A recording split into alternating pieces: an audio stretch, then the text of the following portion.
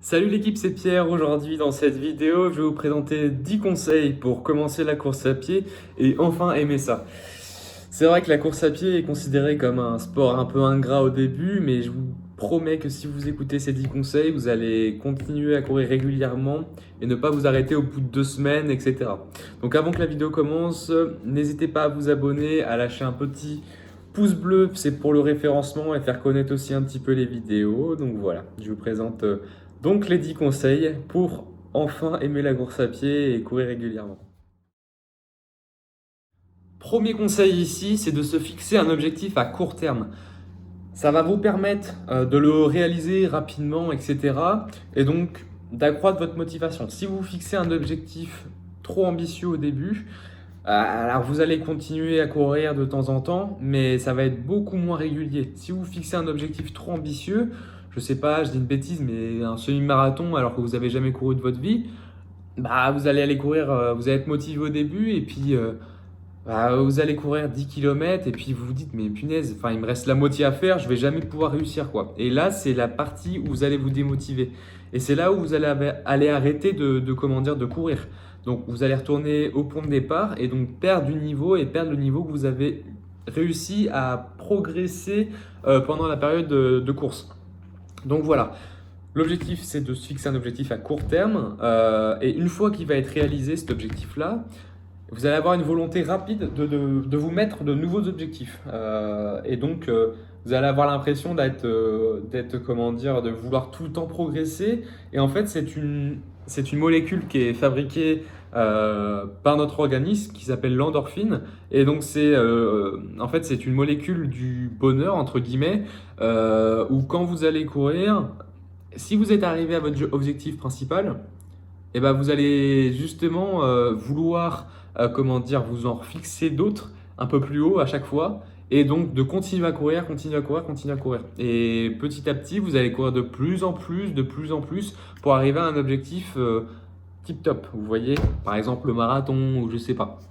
Donc voilà, si l'objectif n'est pas réalisé à temps, rien ne vous empêche de ramener l'objectif à la baisse. Ou alors si votre objectif, je sais pas, vous êtes fixé un objectif trop ambitieux, je sais pas, un semi-marathon, un marathon ou je ne sais pas quoi, mais ça peut être n'importe quel objectif, vous pouvez donc sectionner votre objectif en plusieurs paliers qui va vous permettre donc dans le cas d'un marathon, réussir un 10 km dans un premier temps, puis de réussir un 21 km, donc un semi-marathon dans un deuxième temps, et après voilà, ou de faire 1 heure, de réussir à courir 1 heure déjà, c'est pas simple au début, courir 2 heures, 3 heures, 4 heures, 5 heures pour ceux qui vont un peu moins vite sur marathon, mais déjà l'objectif c'est de courir un marathon, donc de le terminer. Et vous allez voir que plus vous allez progresser, plus vous allez avoir envie de courir. Si vous fixez des objectifs trop ambitieux, et ben, je vous le dis direct, en 1 mois, vous ne courez plus du tout et comment dire, le niveau que vous avez réussi à progresser, il va chuter directement et quand vous allez retourner courir, vous allez voir que vous avez perdu du niveau et c'est là que vous allez vous démotiver, c'est là que vous allez arrêter de courir. Deuxième conseil que je vous donne, c'est de commencer à courir avec quelqu'un. Vous avez beau vous fixer des objectifs, si vous avez des objectifs et si vous êtes tout seul, c'est vraiment, vraiment compliqué à atteindre ces objectifs. Moi, j'ai eu l'expérience de commencer tout seul à courir et courir en groupe, courir à deux au minimum, c'est ça qui va vous faire progresser. Une personne qui est meilleure que vous, vous allez vouloir continuer à progresser pour essayer de le rattraper. Ou une personne qui est à peu près de votre niveau, qui se fixe à peu près les mêmes objectifs que vous, bah, vous allez vous vouloir faire un petit peu mieux que lui, par exemple. Vous allez vouloir, sur des séances, être meilleur que lui ou réussir tous les deux à la fin à réussir vos objectifs. Donc voilà, pour moi un des critères les plus importants, c'est de commencer à courir avec quelqu'un.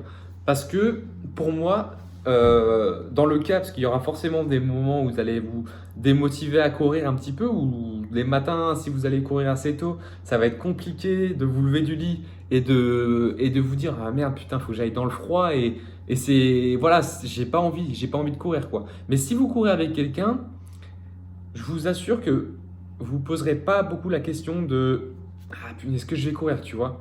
Mais Parce que la personne, peut-être qu'elle est plus motivée que vous et vous dites, mais putain, si je vais pas courir, enfin, je vais jamais réussir à rattraper cette personne, je vais jamais réussir cet objectif que je me suis fixé avec cette personne. Donc voilà, essayez de courir avec quelqu'un et je vous assure que vous allez continuer à vous motiver tous les deux, etc. Vous allez pouvoir vous envoyer des photos, vous allez pouvoir vous envoyer vos séances, etc. Enfin, vraiment, je vous assure que c'est un conseil tip top ça. Troisième conseil que je vous donne, c'est d'y aller progressivement et régulièrement. Si vous y allez comme un bourrin, c'est-à-dire tous les jours, ou dans un premier temps, hein, si vous n'avez pas l'habitude de courir et que vous commencez à courir 4 fois par semaine, ça, c'est pas régulier. Donc voilà, ça va vous permettre d'éviter les blessures. Si vous êtes blessé, ça va vous démotiver. Et cette source de motivation, bah voilà, si vous commencez à courir 3 semaines, vous commencez à progresser, etc. Et que bim, bam, il y a une petite, il y a une blessure. Je vous assure que quand vous allez recommencer à courir, pardon, bah le niveau que vous avez eu, bah, il sera plus le même. Alors du coup, ça va vous démotiver et vous allez avoir du mal à recommencer. Donc dans un premier temps, il faut vraiment y aller progressivement et ça va vous permettre d'éviter de vous blesser. Moi, ce que je vous conseille, c'est d'y aller des fois un peu plus régulièrement, mais moins longtemps. Par exemple, d'y aller 2 fois par semaine au début, de courir 20 minutes, 2 fois 20 minutes par semaine, plutôt que d'y aller tous les dimanches comme un bourrin à courir 1 h 30. Vous voyez, courir 1 h 30 tous les dimanches, même si vous vous dites je cours une fois par semaine, je vous assure que pour le corps, c'est beaucoup plus traumatisant que de courir 2 voire 3 fois par semaine avec des petites distances, vous voyez.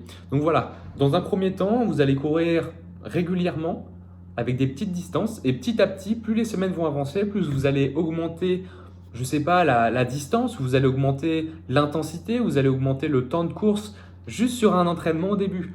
Juste sur un entraînement et puis petit à petit, vous allez augmenter la distance ou le temps sur le deuxième entraînement ou sur le troisième, etc. Donc vraiment, y aller progressivement et ça va vous permettre d'éviter toute blessure et toute source de démotivation à long terme. Quatrième conseil, le matériel. Pour moi, le matériel, c'est super important. Au niveau des chaussures, il va falloir faire super attention à votre choix de chaussures. N'allez pas courir avec des Converse, des sneakers ou je ne sais quoi. Achetez des chaussures de course à pied. Pas forcément des chaussures à 150 euros comme vous avez l'habitude de voir dans des magasins spécialisés ou dans des Decathlon, mais il y en a aussi des chaussures assez chères. Voilà, je vous conseille d'acheter, si vous y allez de temps en temps courir 2 fois par semaine, achetez des chaussures à 70 euros dans un premier temps qui ne sont pas forcément du haut de gamme, mais du moyen de gamme, parce que 70 euros, ça reste quand même un prix pour certains, et ça reste un prix. Donc, investissez dans des chaussures. Dans des chaussures, vous allez vous dire que c'est aussi pour éviter de vous blesser et pour continuer à progresser sans vous blesser. Donc voilà, je vois beaucoup de personnes qui commencent la course à pied, qui arrivent à l'entraînement bien fringuées, avec du Nike, avec du Odlo, avec du Adidas, etc. Vous n'êtes pas obligé d'acheter des t-shirts à 40 balles juste pour vous la croire un peu plus cool, un peu plus stylé et tout.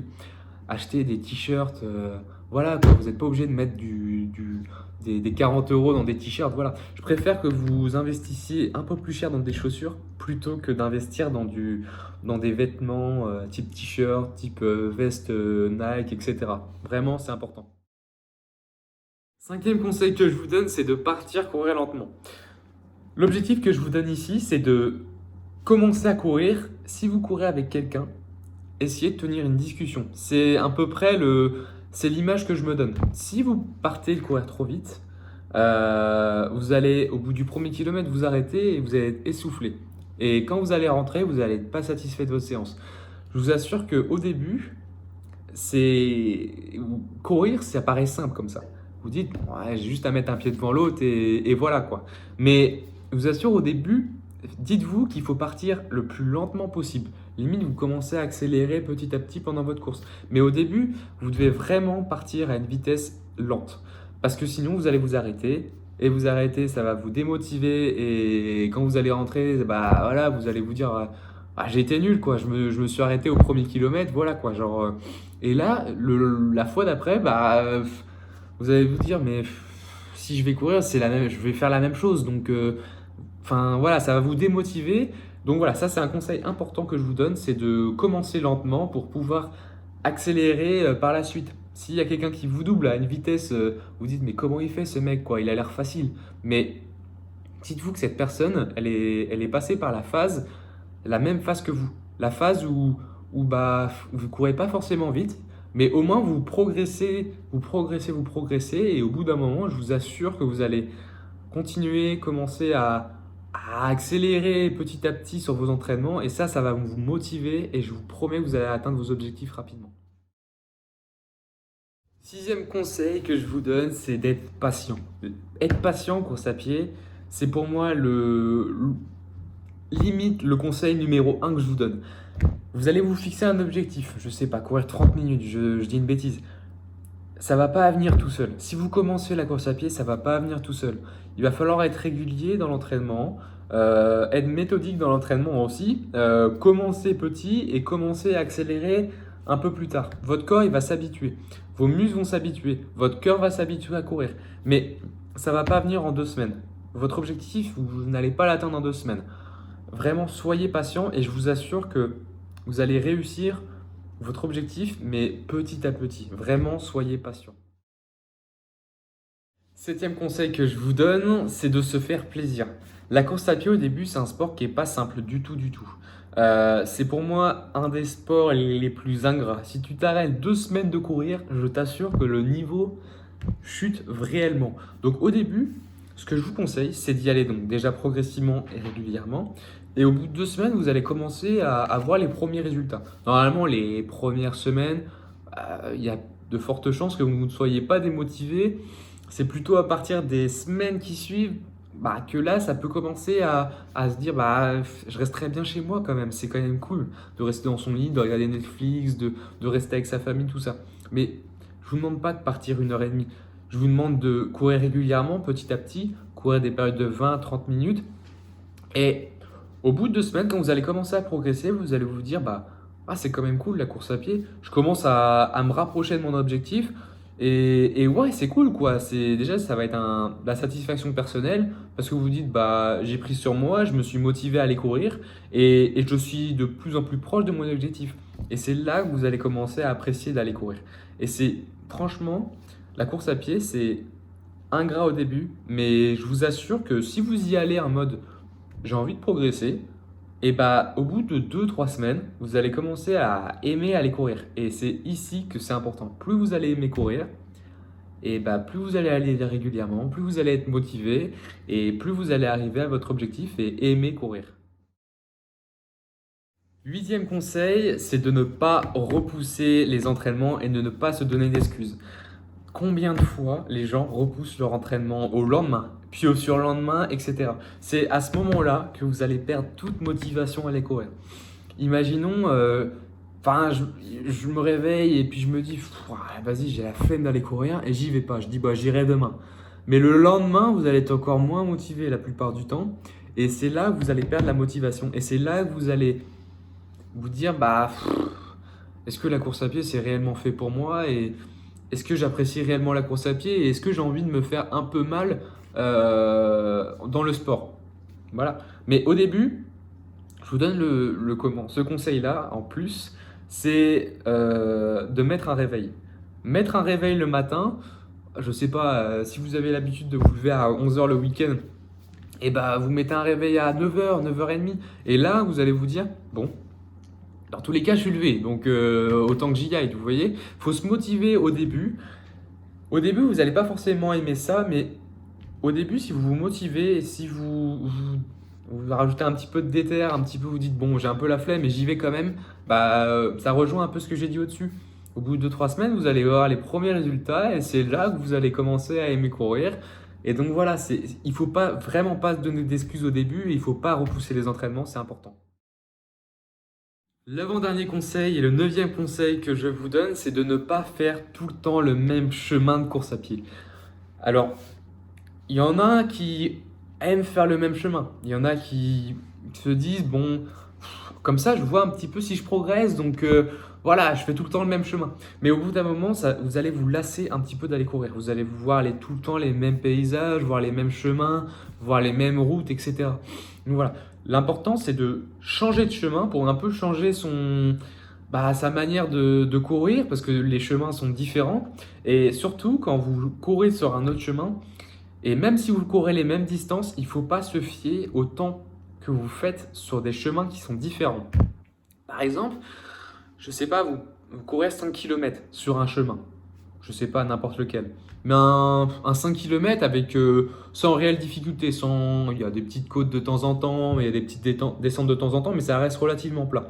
Vous courez 5 km et vous mettez, je ne sais pas, je dis une connerie, mais 30 minutes. 30 minutes sur votre 5 km. Ce qui est déjà, c'est 10 km/h. Donc déjà, si vous arrivez à ce niveau-là, c'est nickel. Franchement, c'est top.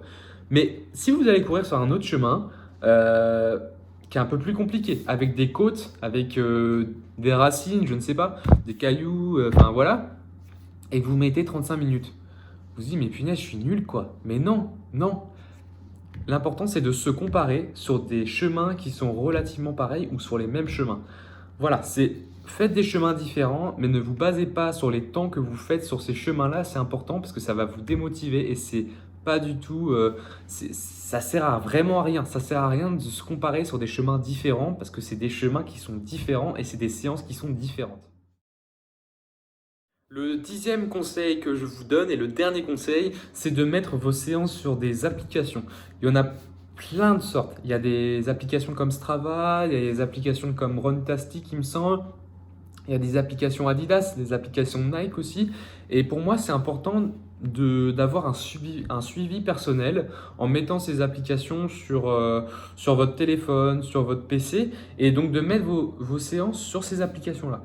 Ça va vous permettre d'avoir un suivi régulier, ça va vous permettre de vous comparer également si vous courez avec des personnes, si vous voulez vous motiver en regardant les séances de vos amis, si vous voulez regarder les séances de votre famille par exemple. Et en fait, sur ces applications-là, ça va vous permettre déjà de voir la distance, donc, parce que vous n'avez pas forcément la montre connectée, tout ça, la distance, le dénivelé aussi, parce que ça rejoint le 9e point sur courir sur des chemins différents pour voir les dénivelés positifs. Si vous courez dans la montagne ou si vous courez sur du plat, c'est pas du tout la même chose. Donc ça va avoir des impacts sur votre vitesse de course et c'est important de voir ces différents paramètres, l'évolution de la fréquence cardiaque dans le cas où vous avez une montre au poignet ou une ceinture cardio.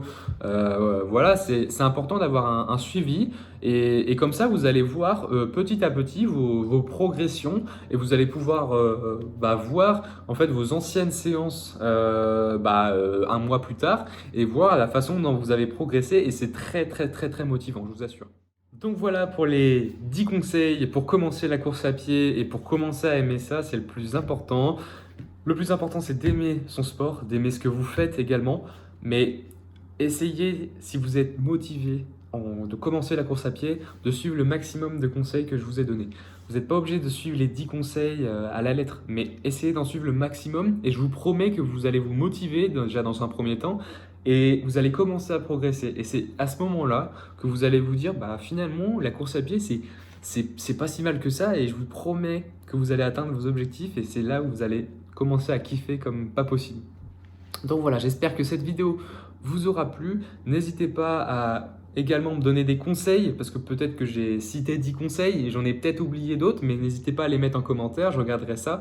N'hésitez pas à vous abonner également si vous avez aimé nos vidéos, si vous aimez nos vidéos.